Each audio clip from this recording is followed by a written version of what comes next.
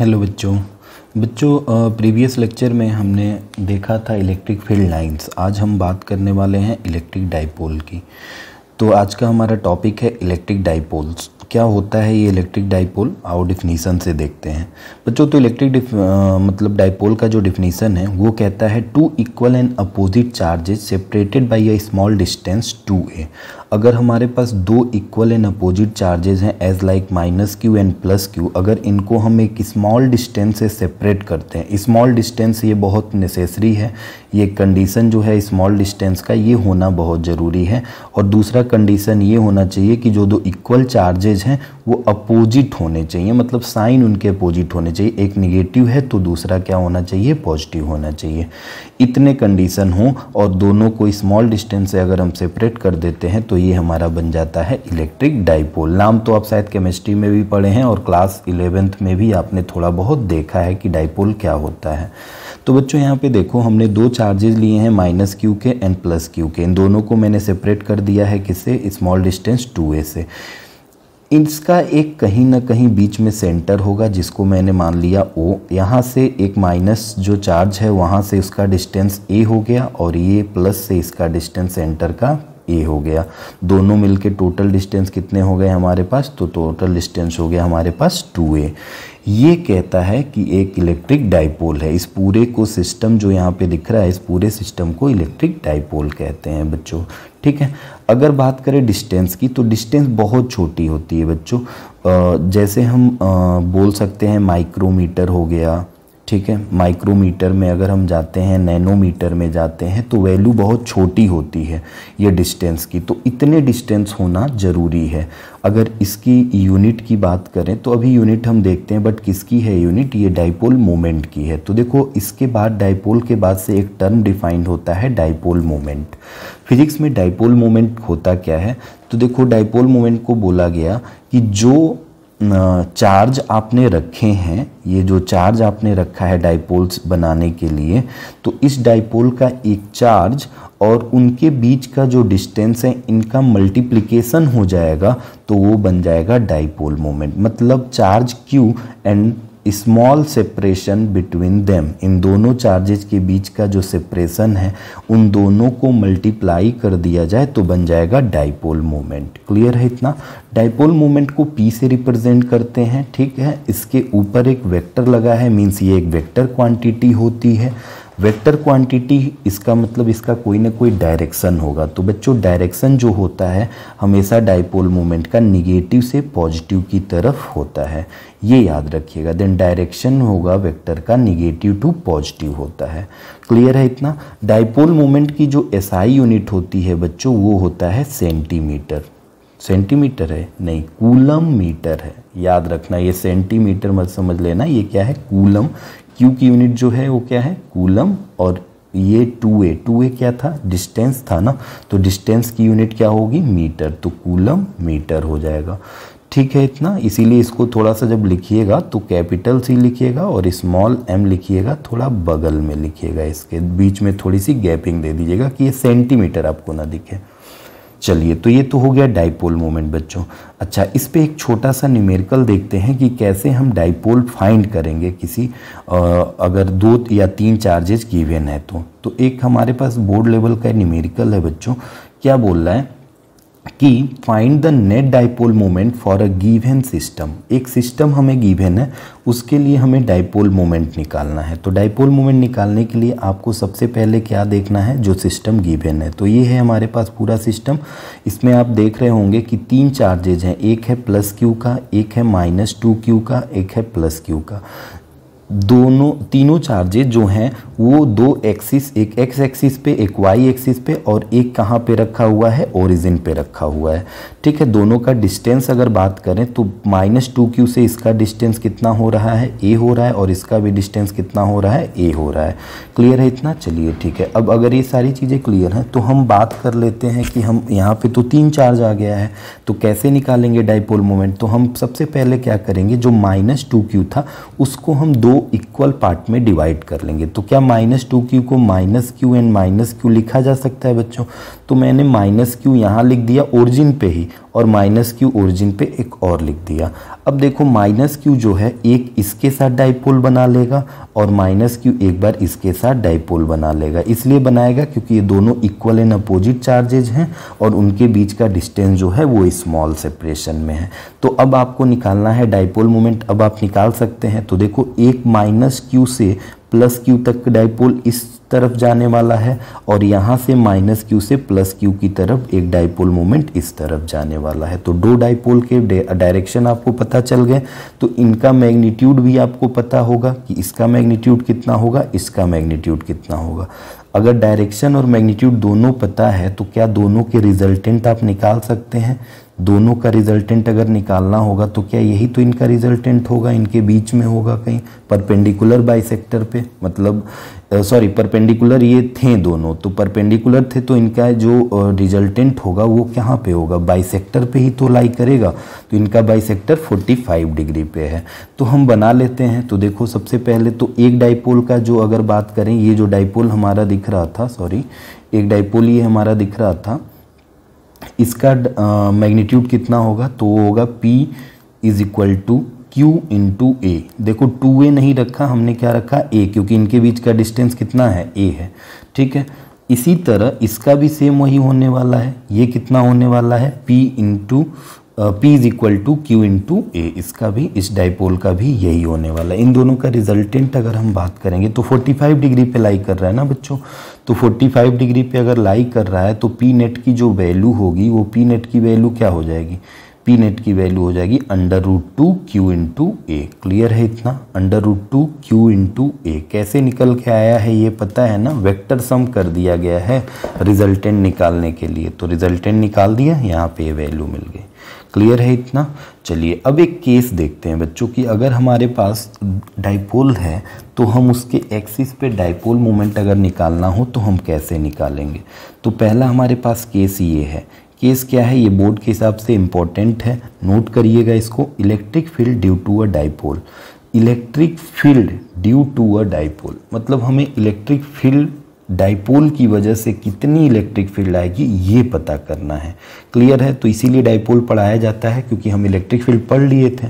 अब electric field के बाद से डाइपोल आने का मतलब है कि डाइपोल की वजह से भी इलेक्ट्रिक फील्ड जनरेट हो सकता है। कितना जनरेट होगा उसके लिए हम अलग अलग केस डिसाइड करेंगे। तो केस नंबर फर्स्ट है हमारे pass on the axial line. Axial line मतलब जहाँ पे डाइपोल रखा होगा उस डाइपोल के एक्सिस पे ही, मतलब एक्सिस ऑफ अ डाइपोल पे ही हमें निकालना है क्या, इलेक्ट्रिक फील्ड। ठीक है, इसी डाइपोल की वजह से। तो आइए देख लेते हैं। तो देखो हमने एक फिगर में बना लिया है यहाँ पे डाइपोल। ये है हमारे पास एक माइनस क्यू चार्ज, ये है प्लस क्यू चार्ज। इन दोनों के बीच में कहीं ना कहीं सेंटर लाई कर रहा है, तो इनके बीच का डिस्टेंस A और A हो गया। यही तो डाइपोल होता है हमारे पास। चलो अब हमें इसके एक्सिस पे ही तो डाइपोल की वजह से इलेक्ट्रिक फील्ड निकालना है। तो हम यहाँ पे मान लिए कि हमें इलेक्ट्रिक फील्ड निकालना है। तो ध्यान से देखो, इस प्लस क्यू चार्ज की वजह से जो इलेक्ट्रिक फील्ड का डायरेक्शन होगा वो क्या होगा, इस तरफ होगा। ठीक है, जो कि E2 दिख रहा है आपको, E2 दिख रहा है ना। तो ये किसकी वजह से है, प्लस क्यू की वजह से। अच्छा, माइनस क्यू की वजह से इलेक्ट्रिक फील्ड का डायरेक्शन इस पॉइंट पे किधर होगा, तो इस तरफ होगा। क्लियर है। अच्छा, एक एरो मैंने बड़ा बनाया है, एक एरो छोटा बनाया है। E2 की एरो देख रहे होंगे आप, बड़ा है, और E1 का एरो छोटा है। ये मैग्नीट्यूड को रिप्रेजेंट कर रहा है बच्चों कि देखो प्लस क्यू चार्ज इस पॉइंट के जस्ट पास में है ना। तो अगर ये पास में है तो इसकी इंटेंसिटी ज़्यादा होगी, तो जाहिर सी बात है E2 बड़ा होगा और E1 की वैल्यू छोटी होगी। क्यों छोटी होगी, क्योंकि ये चार्ज यहाँ से ज़्यादा डिस्टेंस पे है, तो उसकी इंटेंसिटी डिस्टेंस बढ़ाने पे घटती जाती है। तो हम बोल सकते हैं कि E1 की इंटेंसिटी कम होगी। क्लियर है इतना। डिस्टेंस की बात कर लें तो देखो ये सेंटर से इसका डिस्टेंस हमने मान लिया है कितना है, इस पॉइंट का R हो गया है। क्लियर है इतना। सेंटर से हमेशा जब भी डाइपोल लेंगे तो कहाँ से डिस्टेंस मेजर किया जाएगा, तो सेंटर से मेजर किया जाएगा। क्लियर है। चलो अब बात करते हैं इलेक्ट्रिक फील्ड निकालने की। तो इलेक्ट्रिक फील्ड सबसे पहले हमने E1 निकाला। E1 मतलब ये वाला इलेक्ट्रिक फील्ड। ये किसकी वजह से जनरेट हुआ था ये इलेक्ट्रिक फील्ड, तो Q1 माइनस क्यू चार्ज की वजह से जनरेट हुआ था। तो यहाँ से यहाँ तक का डिस्टेंस भी चाहिए बच्चों। तो यहाँ से यहाँ तक का डिस्टेंस आप कैसे निकालेंगे, तो देखो ये डिस्टेंस टोटल हमारे पास R है और उसमें और क्या ऐड हो गया है, इतना डिस्टेंस और ऐड हो गया है। तो ये क्या था, A था। तो R प्लस ए हो जाएगा। तो इलेक्ट्रिक फील्ड होता है कितना, k q upon r square, but यहाँ पे R प्लस ए का होल स्क्वायर हो जाएगा। क्लियर है इतना, E1 मिल गया। अब हमें क्या निकालना है, E2 निकालना है। E2 कैसे निकलेगा बच्चों, E2 क्या है, तो E2 इलेक्ट्रिक फील्ड है ड्यू टू क्यू चार्ज की वजह से, प्लस क्यू चार्ज की वजह से। तो यहाँ से यहाँ तक का डिस्टेंस अगर आपको चाहिए तो क्या बोलेंगे, तो देखो ये टोटल डिस्टेंस कितना था, R था, इसमें से क्या माइनस हो गया है, ये वाला डिस्टेंस। ये डिस्टेंस कितना था, A, तो यहाँ पे E2 कितना हो जाएगा, के q upon are minus A का होल स्क्वायर। अच्छा, अब नेट इलेक्ट्रिक फील्ड चाहिए, तो नेट इलेक्ट्रिक फील्ड बच्चों क्या होगा, E2 minus E1, E2 minus E1 कर देंगे, E2 इधर जा रहा है और E1 इधर जा रहा है, तो नेट इलेक्ट्रिक फील्ड जाइए तो हम क्या करेंगे, E2 में से E1 को माइनस कर देंगे, बड़े में से छोटे को। बड़ा कौन सा था, E2 था, तो E2 माइनस E1 कर दिया, नेट इलेक्ट्रिक फील्ड मिल गई। कितनी मिली, तो के q upon are minus A का होल स्क्वायर माइनस के q upon R plus A का होल स्क्वायर। बस एलसीएम लेके इसको सॉल्व कर लो, के क्यू को बाहर ले लो, के क्यू दोनों जगह पे है, कॉमन हो जाएगा। अंदर क्या बच जाएगा, तो अंदर बच जाएगा 1 अपॉन आर माइनस ए का whole square minus 1 upon R plus A का होल स्क्वायर। क्लियर है इतना। फिर आप देख रहे हैं यहाँ पे के क्यू जो कॉमन था उसको ऐसे लिख लिया, और एलसीएम जो हुआ वो हुआ ये आर माइनस ए का whole square and R plus A का होल स्क्वायर। अब यहाँ पे आप ऊपर एलसीएम लेके जब सॉल्व करेंगे तो इसको a प्लस बी के होल स्क्वायर से, इसको a माइनस बी के होल स्क्वायर से ओपन कर देंगे, माइनस साइन इंटर कराएंगे तो साइन चेंज हो जाएगा, सारी वैल्यू कट जाएगी, ओनली क्या बच जाएगा 2ar, और यहाँ पे भी क्या बच जाएगा 2ar। 2ar ऐड हो जाएंगे तो कितना हो जाएगा, अंदर 4ar हो जाएंगे। ठीक है, तो 4ar हो गया, और नीचे देखो a माइनस बी और a प्लस बी, ये क्या हो जाएगा a square minus b square, यही होता है हमारे पास, तो a square minus b square, और उसका क्या हो गया होल स्क्वायर, क्योंकि यहाँ पे होल स्क्वायर चल रहा था। क्लियर है बच्चों इतना, ठीक है। अब हम बस क्या कर लेंगे, इसी को सॉल्व कर लेंगे, नेक्स्ट स्टेप में देखते हैं। इतना अगर ये समझ में नहीं आया होगा ये वाला इतना स्टेप, तो इसको एक बार रिवाइंड करके फिर देखिएगा और कॉपी पे खुद से सॉल्व करिएगा। तो देखो फिर हमने क्या किया, इसको सॉल्व किया। कैसे सॉल्व हुआ, जो वैल्यू आई थी उस वैल्यू को देखते हुए चलो। देखो हमारे पास वैल्यू आई थी बच्चों ये k q 4ar upon r square minus a square का होल स्क्वायर। तो मैंने क्या बोला, के क्यू को अंदर भेज दिया, के क्यू अंदर हो गया तो ये कितना हो गया 4ar, और नीचे जो चल रहा था वही अभी चल रहा है। क्लियर है इतना। चलो अब हम बोल सकते हैं यहाँ पे क्या, इस 4 को 2 पार्ट में ब्रेक कर सकते हैं, 2 इंटू 2 में। तो एक 2 बाहर भेज देंगे, एक 2 बाहर भेज देंगे के साथ, और एक 2 अंदर ही रहने देंगे जो a और q के साथ रहेगा, a और q के साथ, जो कि यहाँ पे दिख रहा है। बाकी और कुछ नहीं किया गया है, अगर आप फिर से इसको देखेंगे तो क्लियर समझ में आ जाएगा। बस मैंने क्या किया है, 4 को 2 पार्ट में तोड़ दिया है और उसको भेज दिया है, एक बार k के साथ और एक बार a के साथ ही रहने दिया है। ठीक है, तो Q इंटू 2a क्या कहलाता है बच्चों, डाइपोल मोमेंट कहलाता है। तो ये बन जाएगा हमारा डाइपोल मोमेंट, जिसको हम क्या बोल रहे हैं, P बोल रहे हैं। तो यहाँ पे हमने P लिख दिया इसकी जगह पे, बाकी 2k और r ऐसे ही रहने दिया। ये बन जाएगा हमारा electric field due to the dipole moment. कहाँ से डिस्टेंस मेजर करना था, सेंटर से। क्लियर है इतना। अच्छा, अगर आइडियल केस को लेते हैं बच्चों, आइडियल डाइपोल होगा, तो आइडियल डाइपोल में देखो क्या होता है, जो R की वैल्यू होती है ना वो बहुत बड़ी होती है इस कंपेरिजन टू A। अच्छा, R की वैल्यू, R क्या था, तो याद करो 2 चार्जेस थे ना हमारे पास, minus Q and plus Q. तो इन दोनों चार्जेस के बीच का जो डिस्टेंस था वो क्या था, सेंटर से एक का डिस्टेंस था A और एक का डिस्टेंस क्या था A। ये दोनों डिस्टेंस हमारे पास A और A थे, और R जो था ना वो इलेक्ट्रिक फील्ड जिस पॉइंट पे फाइंड करना था वहाँ से इसका ये डिस्टेंस था हमारा R। तो जाहिर सी बात है R हमेशा बड़ा होगा A से। क्यों बड़ा होगा, क्योंकि A तो हमेशा, हमने पहले ही बोला, स्मॉल डिस्टेंस होता है। तो R अगर बड़ा हो गया तो उसका स्क्वायर और ज़्यादा बड़ा हो जाएगा A स्क्वायर से। तो A स्क्वायर से बड़ा हो जाएगा, मीन्स हम बोल सकते हैं A square can be ignored, मतलब इसको निग्लेजिबल मान लेंगे, 0 मान लेंगे। अगर A स्क्वायर 0 हो गया बच्चों, तो क्या यहाँ पे ओनली R स्क्वायर का स्क्वायर हो जाएगा। तो R स्क्वायर का स्क्वायर करोगे तो R का पावर क्या हो जाएगा 4, और ऊपर एक R है तो कट जाएगा, तो नीचे क्या बच जाएगा 3। तो हमारे पास इलेक्ट्रिक फील्ड जो आएगी, नेट इलेक्ट्रिक फील्ड, उसकी वैल्यू आ गई कितनी, 2kp upon r Q. Clear है इतना। तो एक्सिस पे कितनी इलेक्ट्रिक फील्ड आती है, ऑन एक्सिस तो 2kp/r³। क्लियर है इतना?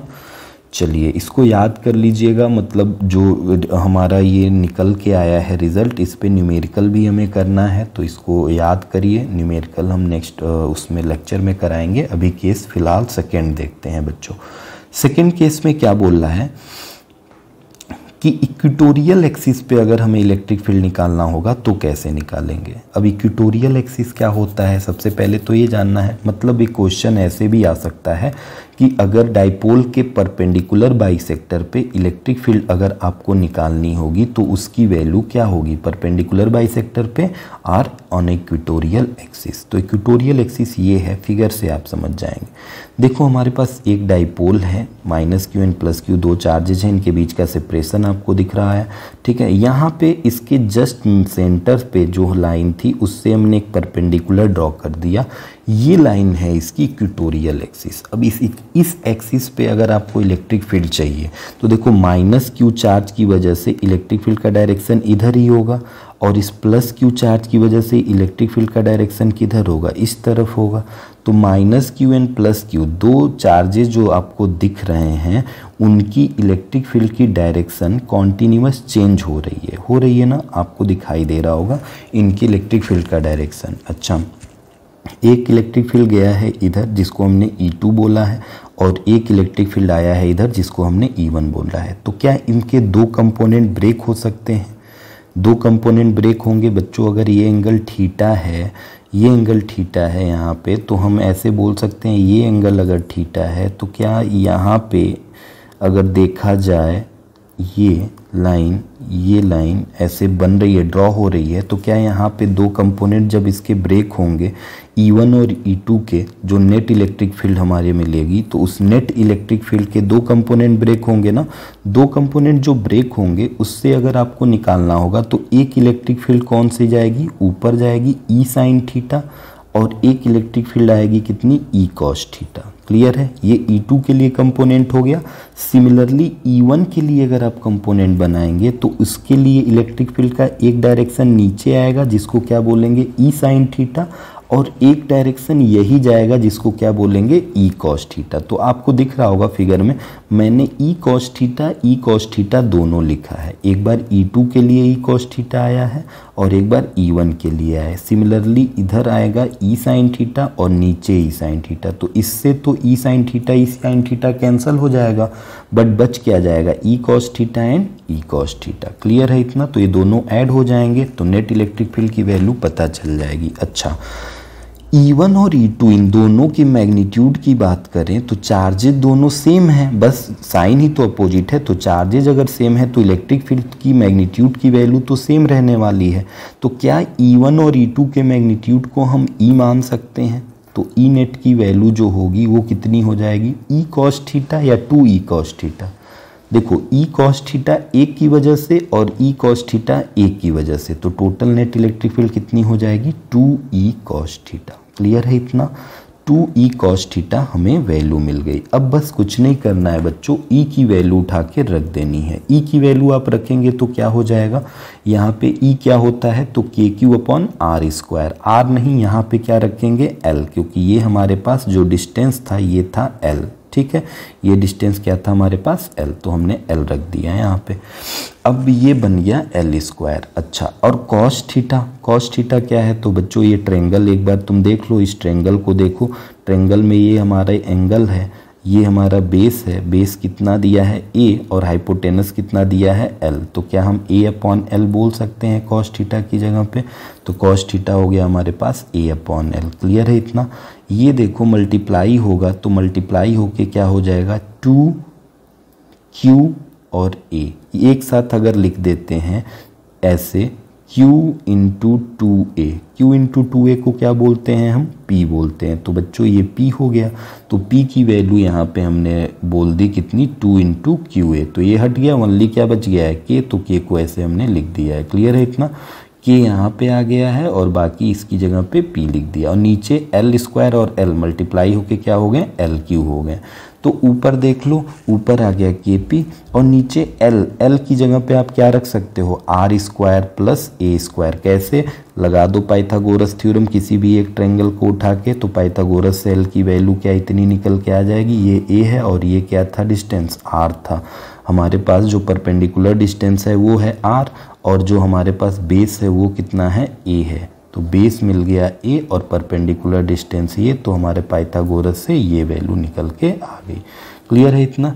अब ये या तो याद रख लो या आइडियल के लिए हम आते हैं। जैसे आइडियल डाइपोल अगर आपको जानना है तो उसमें A की वैल्यू क्या होती है, छोटी होती है कंपैरिजन टू R, तो इसमें भी वही करना पड़ेगा। तो हम क्या करेंगे, फॉर आइडियल डाइपोल देख लेंगे। आइडियल डाइपोल में जब आएंगे बच्चों तो देख रहे हैं हम कि आइडियल डाइपोल में हो क्या रहा है, हमारे पास आर स्क्वायर जो होता है बड़ा हो जाता है ए स्क्वायर के कंपैरिजन में। तो जो इक्वेशन मिला था ना, इक्वेशन ये मिला था, तो इसमें ए स्क्वायर की वैल्यू को निगलेक्ट कर देंगे तो ओनली क्या बच जाएगा, आर स्क्वायर, और उसका पावर कितना है 3/2। तो आर स्क्वायर और उसका पावर 3/2 है बच्चों। तो 2 से 2 क्या हो जाएगा, कैंसिल हो जाएगा, ओनली क्या बच जाएगा, आर का पावर 3 बच जाएगा। क्लियर है इतना। तो नीचे बच जाएगा आर का पावर 3। तो Kp अपॉन आर का पावर Q, ये बनेगा हमारा आइडियल डाइपोल के लिए एक केस। क्लियर है इतना। इस फॉर्मूले को भी याद रखेंगे और ये ऊपर जो मिला था फॉर्मूला इसको भी याद रखेंगे। अच्छा, ये वेक्टर के फॉर्म में अगर लिखना होगा तो वेक्टर के फॉर्म में क्या होगा बच्चों बताना। वेक्टर के फॉर्म में अगर लिखेंगे इसको तो माइनस साइन बस लगा देंगे। क्यों माइनस साइन लगाएंगे, ये क्लियर है। देखो फिगर में आओ, फिगर में अगर हम देखें ध्यान से तो नेट इलेक्ट्रिक फील्ड का डायरेक्शन इधर मिल रहा है बच्चों, और डाइपोल मोमेंट का डायरेक्शन, डाइपोल हमेशा किधर चलता है, -q से +q की तरफ। तो नेट इलेक्ट्रिक फील्ड का डायरेक्शन ये है और डाइपोल मोमेंट का डायरेक्शन ये है। तो इसका मतलब क्या है, दोनों एक अपोजिट डायरेक्शन में है। तो हम इलेक्ट्रिक फील्ड को डाइपोल मोमेंट के साथ जब रिलेट करेंगे तो माइनस साइन के साथ लिखेंगे, तो ये हो जाएगा इसका वेक्टर फॉर्म। अच्छा, इस पहले वाले केस में अगर बात करें इसकी वेक्टर फॉर्म की, तो इसके वेक्टर फॉर्म में तो देखो सेम वही रहने वाला है, क्योंकि जिधर इलेक्ट्रिक फील्ड, इसमें इलेक्ट्रिक फील्ड का डायरेक्शन, नेट इलेक्ट्रिक फील्ड का डायरेक्शन किधर आएगा, इस तरफ आएगा, ठीक है। और डाइपोल मोमेंट का डायरेक्शन माइनस से प्लस की तरफ, माइनस से प्लस की तरफ। तो दोनों डायरेक्शन, इलेक्ट्रिक फील्ड का डायरेक्शन और डाइपोल मोमेंट, दोनों का डायरेक्शन सेम है। तो इसमें इलेक्ट्रिक फील्ड और डाइपोल मोमेंट सेम होने की वजह से माइनस साइन नहीं लगेगा। तो वेक्टर फॉर्म भी इसका कितना बन जाएगा, तो वेक्टर फॉर्म भी यही रहने वाला है इसका। अगर इस पे चाहें तो वेक्टर फॉर्म लगा सकते हैं। क्लियर है इतना। ये हमारा डाइपोल के दो केस हैं। एक केस हम किसी भी पॉइंट पे डाइपोल मोमेंट की वजह से इलेक्ट्रिक फील्ड निकालने का, अगला केस, केस नंबर 3 पढ़ेंगे। तो अभी आज वीडियो थोड़ा लंबा हो गया है, नेक्स्ट वीडियो में हम उस पर बात करेंगे। Okay, thank you.